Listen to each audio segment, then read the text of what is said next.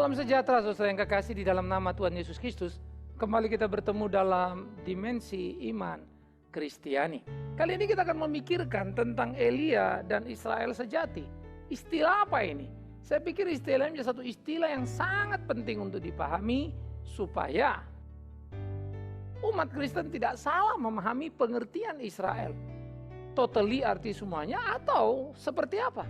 Nah, apa kata Alkitab? Biar kita merenungkan dan memperhatikannya, saudara. Namun sebelum lanjut kita lebih dulu berdoa. Kami bersyukur, kami berterima kasih ya Tuhan untuk waktu indah yang Tuhan berikan buat kami. Merenungkan firman-Mu, belajar mengerti kebenaran-Mu, hidup di dalamnya untuk puji hormat bagi nama-Mu. Demi Yesus Kristus Tuhan, kami berdoa, kami memohon. Amin.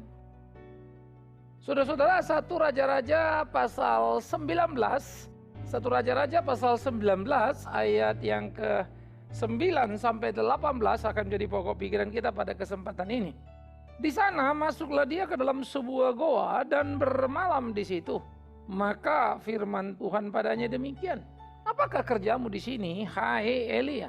Jawabnya, aku bekerja segiat-giatnya bagi Tuhan, Allah semesta alam, karena orang Israel meninggalkan perjanjianmu, meruntuhkan mezbah-mezbahmu, dan membunuh nabi-nabimu dengan pedang.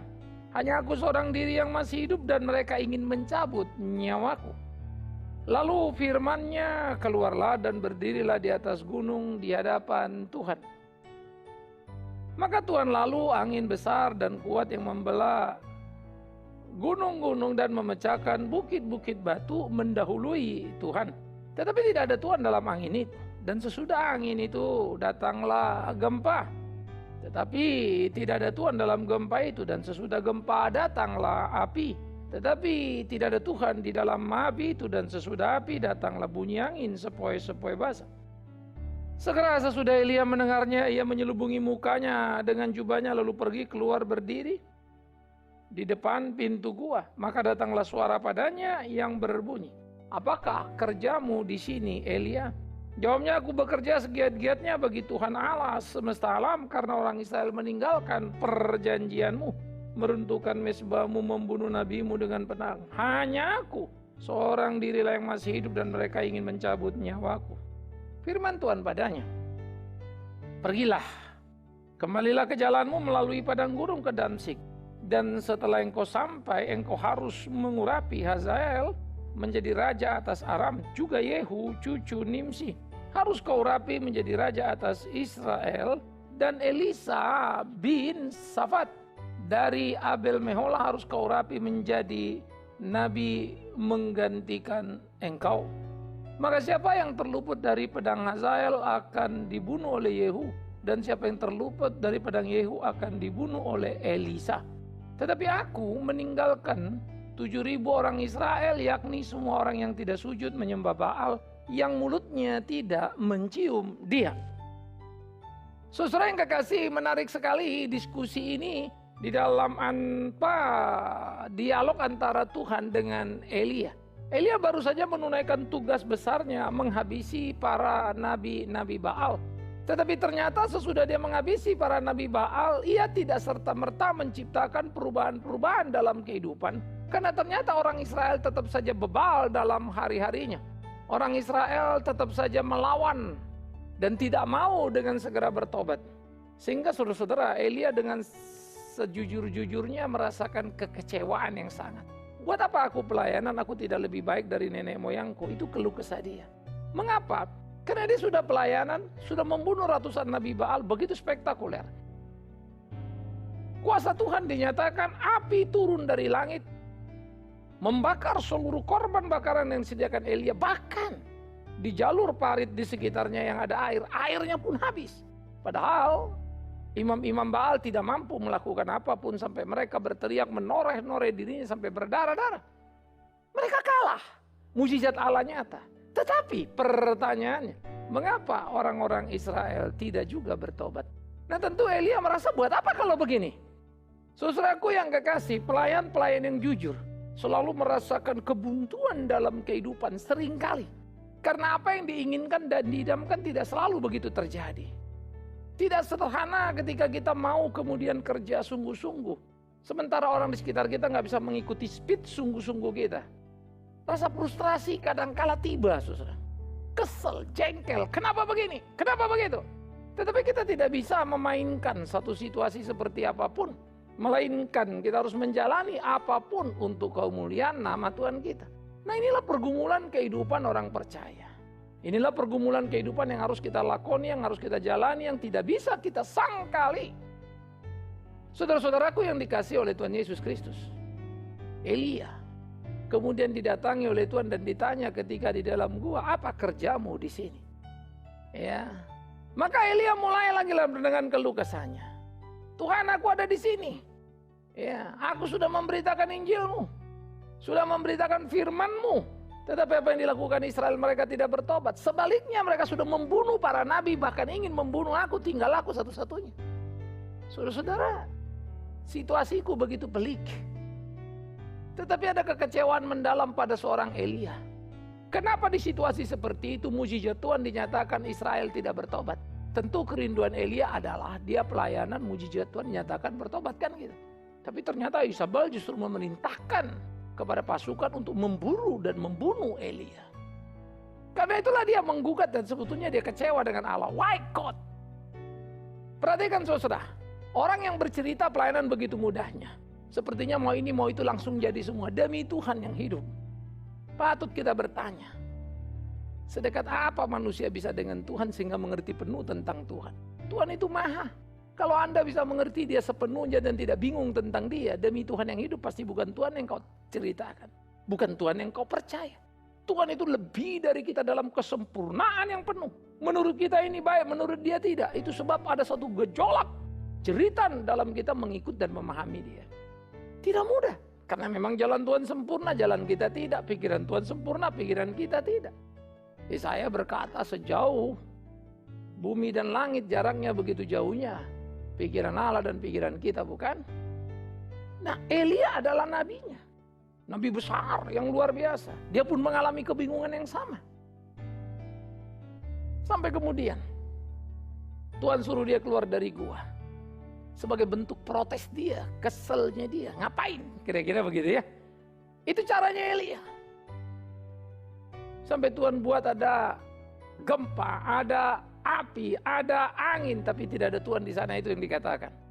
Saudara-saudaraku, peristiwa spektakuler, api, tetapi tidak ada Tuhan di sana. Gempa, gubub, tapi tidak ada Tuhan di sana. Angin datang, nggak ada Tuhan di sana. Artinya apa?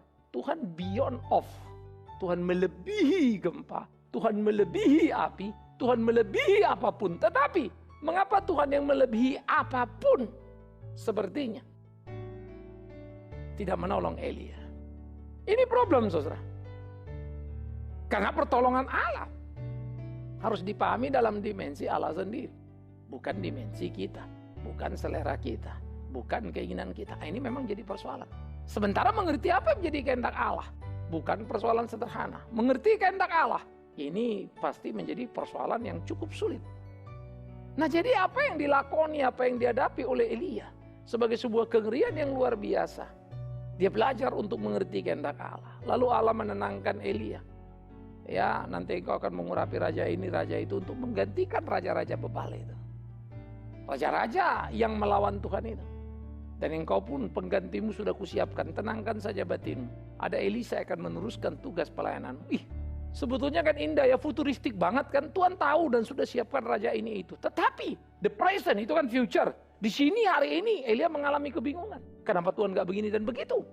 Jadi Tuhan tahu, kasih tahu yang akan datang. Tetapi hari ini faktanya kok jauh dari yang akan datang. Kalau manusia bilang kita akan ini, akan itu, harapan ini, harapan itu. Ya semua juga orang bisa ngomong. Jadi apa enggak tahu juga ya. Namanya manusia bisa gagal kan. Tapi kalau Tuhan kan mestinya tidak. Tapi menerima ketetapan Tuhan tadi itu tidak sederhana. Memegang apa yang menjadi prinsip kehendak Tuhan itu tidak gampang. Nah, inilah pergumulan. Inilah yang menjadi persoalan. Sehingga kehidupan orang percaya menjadi satu kehidupan yang berjalan dalam pergumulan yang sangat serius bersama-sama dengan Tuhan. Sehingga bagaimana Tuhan menyatakan dirinya, bagaimana Tuhan meletakkan segala sesuatu Di dalam ketetapan-ketetapan di hidup manusia, manusia harus memahaminya. Jadi mari kita rekonstruksi sebelum saya lanjut lagi. Pertama, Elia habis melayani membunuh para nabi Baal. Mujizat Tuhan dinyatakan, api Tuhan memakan korban yang disediakan Elia, lalu air-air di sekitarnya. Baal habis. Mestinya orang Israel yang sudah mulai percaya kepada Baal bertobat semua. Melihat perkara, melihat mujizat, kan gitu kan. Makanya selalu dibilang kita berdoa supaya banyak mujizat dan semua orang bertobat. Entah orang baca Alkitab apa enggak, padahal fakta Alkitab banyak mujizat tidak sama dengan bertobat. Sekalipun Tuhan bisa membuat pertobatan melalui mujizat. Ya, tapi mujizat bukan jalan satu-satunya pertobatan. Mujizat tiap hari di padang gurun dalam perjalanan dari Israel dari tanah Mesir menuju tanah perjanjian, tetap saja tidak membuat orang Israel kapok, malah berbuat hal yang jahat sampai Tuhan menghukumnya 40 hari, muter-muter di padang gurun. Kembali kepada Elia. Mujizat terjadi enggak? Nah, itu sebab Elia juga menjadi frustrasi. Lah kalau gini buat apa? Tuhan nyatakan kuasa di hadapanku, Tuhan nyatakan kuasa, Tuhan pakai aku, tapi mereka tidak bertobat. Bagi Elia tidak penting mujizat segede apa. Kerinduan dia tentu sebagai nabi adalah pertobatan. Beda dengan sekarang. Semua orang ribut urusan mujizat, semua orang ribut urusan-urusan spektakuler. Tapi bukan pertobatan yang original lagi. Kalaupun ada pertobatan, orang bicara emosional, nangis, ini itu, tetapi tidak kualitas. Ini bahaya sekali. Saudara-saudaraku yang dikasihi oleh Tuhan Yesus Kristus. Disinilah pergumulan ini terjadi dan menjadi serius. Disinilah pergumulan ini terjadi dan menjadi sesuatu yang luar biasa sekali. Bergerak dan bergerak dan bergerak dan bergerak dan terus bergerak. Nah oleh karena itu, penting bagi kita untuk merenungkan kebenaran ini dan bagaimana men-share itu dalam kehidupan keseharian keimanan kita. Supaya hidup kita berkenan pada Tuhan. Ya. Ini yang mesti kita pikirkan, ini yang mesti kita renungkan. Sehingga di dalam pergumulan-pergumulan yang kita jalani, bagaimana kita melakoni hari-hari dan kehidupan kita. Supaya kita hidup sungguh-sungguh menjalankan apa yang menjadi kehendak Tuhan. Nah ini pertandingan. Nah jadi saudara-saudara yang dikasihi oleh Tuhan Yesus Kristus. Saya pikir inilah yang patut untuk dipikirkan di pergumulan Elia dan kesulitannya. Sehingga ketika Tuhan menyatakan mujizat lagi, bukit terbelah. Oh saudara bisa loh kalau bukit terbelah kok kayak apa ya? Gempa kayak apa digoncang-goncang begitu. Itu kan mengerikan sekali. Api itu kayak apa ya kalau surga yang mengerjakan? Kan sangat menggentarkan. Dari yang mengerikan sampai angin sepoi-sepoi Tuhan bisa atur semua. Ya. Sehingga Elia keluar dari gua karena hal itu lalu Tuhan tanya lagi pada dia. Kenapa engkau ada di sini? Pertanyaan yang sama lalu dijawab dengan jawaban yang sama. Pertama di dalam gua karena dia sudah kesal dengan semuanya. Terjadi peristiwa, tanda-tanda yang Tuhan tunjukkan mujizat besar dia keluar. Tapi jangan lupa tadi, mujizat tadi sangat spektakuler. Fakta, Israel belum bertobat. Nah, ini yang membuat rasa frustrasi pada Elia. Karena itu ya saudara-saudara, dalam melayani saya amat sangat mengerti pergumulan Elia. Itu juga di dalam batin. Kadang-kadang kita sudah kerja jungkir balik. Ya. Bagaimana mendidik orang, tapi yang dididik masih rasa kurang inilah kurang itu. Malah bisa-bisa kita dianggap terlalu keras, terlalu ini. Padahal jungkir balik kita sudah lakukan. Bukan hanya tenaga, bukan hanya pikiran, uang pun keluar. Tapi rupa-rupanya rasa terima kasih sulit untuk ditemukan. Miris ya. Kecuali materi mungkin ya. Kalau Anda kasih orang setumpuk dolar ya langsung dia bilang terima kasih. Ya. Tapi perbuatan baik untuk tujuan baik belum tentu bisa dipahami. Ya. Kita kerja gigih, bekerja luar biasa. Tapi kadang-kadang tim kita lelet. Tidak seperti apa yang semestinya. Bisa terjadi. Itu realita hidup. Kita mau ke arah sana, oke. Tapi ternyata oke-okenya jalannya terseok-seok. Semua kita mengalami pergumulan-pergumulan dalam hidup kita dan tidak perlu kita pungkiri. Itu realitanya. Itu kenyataannya. Oleh karena itulah saudara-saudaraku yang dikasihi oleh Tuhan Yesus Kristus. Di tengah pergumulan berkecamuknya, tarik-menariknya, adanya kesulitan. Di sini kita bertanding dan bertarung bagaimana seharusnya hidup kita berkenan kepada Tuhan. Bagaimana hidup kita seharusnya melakukan apa yang menjadi kehendak Tuhan. Nah inilah perkelahian dalam kehidupan yang mestinya kita jalani. Ini menjadi satu hal yang penting untuk kita sadari bersama. Supaya hidup kita itu menjadi hidup yang berkenan kepada Tuhan. Nah saudara-saudara yang dikasihi oleh Tuhan Yesus Kristus. Pikirkanlah. Renungkanlah. Semestinya lagi kita hidup sesuai dengan kehendaknya.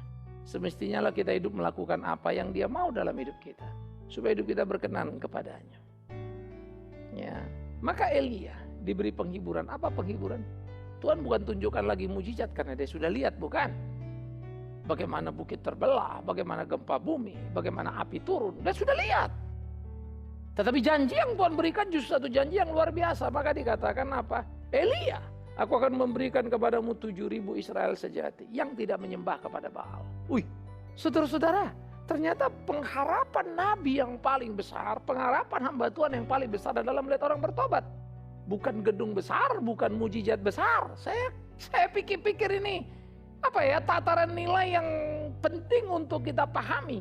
Yang kadangkala saya pun jujur ya, saya lebih suka lah sebuah gerakan besar, gedung besar, orang jumlah besar ya. Itu yang saya rindu. Karena kan kalau 7.000 orang Israel sejati bertobat, secara angka kan tidak terlalu banyak sebetulnya. Itu kan kerajaan. Tapi 7.000 mau mengatakan sejumlah angka yang perfect, sempurna begitu. Artinya sekelompok orang. Besar apa kecil? Jelas kecil. Kalau kita belajar Alkitab banyak dipanggil, sedikit dipilih kan. Jelas kecil, karena itu yang terjadi di dalam seleksi demi seleksi. Gideon kumpulkan puluhan ribu, hanya yang Tuhan ambil cuma berapa orang. Kecil, tetapi berkualitas, mutu, perfect. Itu tadi, tentu perfect dalam ukuran Tuhan tadi, bukan? Sehingga Elia akan mewarisi 7.000 Israel sejati yang tidak menyembah Baal. Jangan lupa, penduduk Israel dari 10 suku jutaan sudah. Ya. Tetapi yang bertobat sungguh-sungguh hanya dapat 7.000. Tapi pertobatan yang digambarkan secara angka yang sempurna. Sejumlah orang yang sungguh-sungguh tidak memberi dirinya kepada Baal.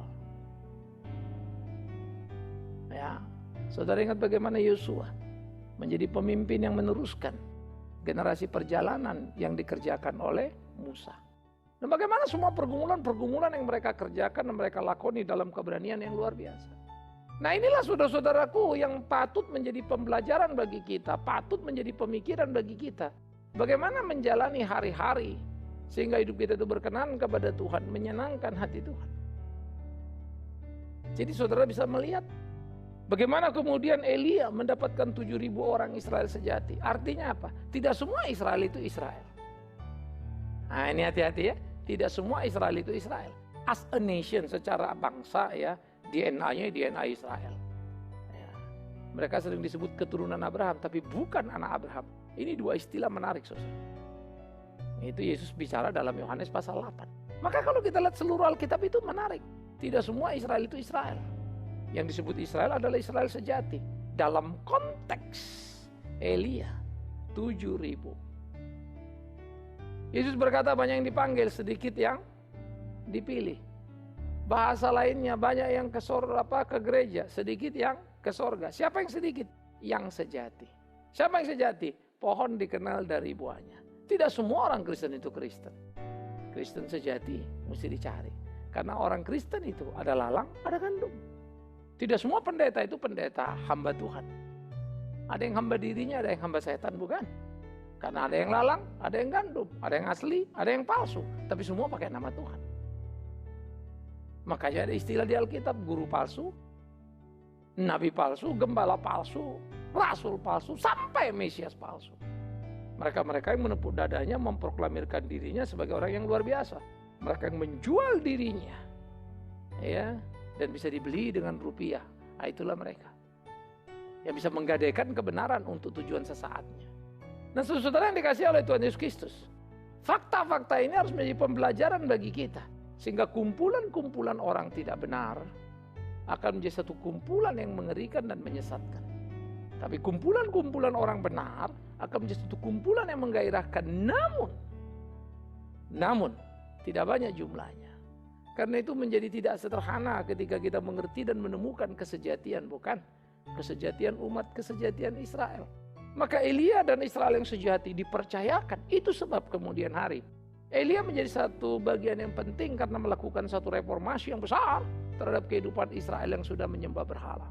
Dia menggodok, mengguncang supaya membawa mereka kembali dari Baal kepada Allah yang hidup. Kembali kepada Allah, kembali kepada Allah. Dan Tuhan memberi 7.000 Israel yang sejati. Selebihnya akan dihukum Allah. Maka tiap generasi saudara-saudara yang kekasih akan terus berjalan. Oleh karena itu kalau Anda ke gereja, lalu bilang, saya nggak mau lagi ke gereja karena banyak orang Kristen munafik gini gitu. Maafkan aku kalau aku harus mengingatkanmu saudaraku. Memang itulah isi gereja. Tidak ada Alkitab berkata gereja itu isinya orang suci benar tulus hatinya. Enggak ada. Banyak yang bengkok-bengkok di situ. Di ladang itu ada gandum, ada. Tapi jangan lupa lalangnya lebih gesit, bertumbuh dan lebih banyak. Sehingga gandum harus berjuang untuk mempertahankan dirinya. Pendeta pun sama. Yang menjual Tuhan Yesus. Ya muridnya namanya Rasul Yudas. Yang berteriak salibkan dia. Mereka pemimpin agama namanya para imam. Malah Pilatus yang notabene orang Roma dan koruptor juga begitu ya. Bilang Yesus nggak ada salah, saya mau bebaskan. Orang Yahudi yang notabene imam malah bilang salibkan. Jangan kaget. Kok gitu ya imam? Kok gitu ya pendeta? Ya iya namanya juga pendeta.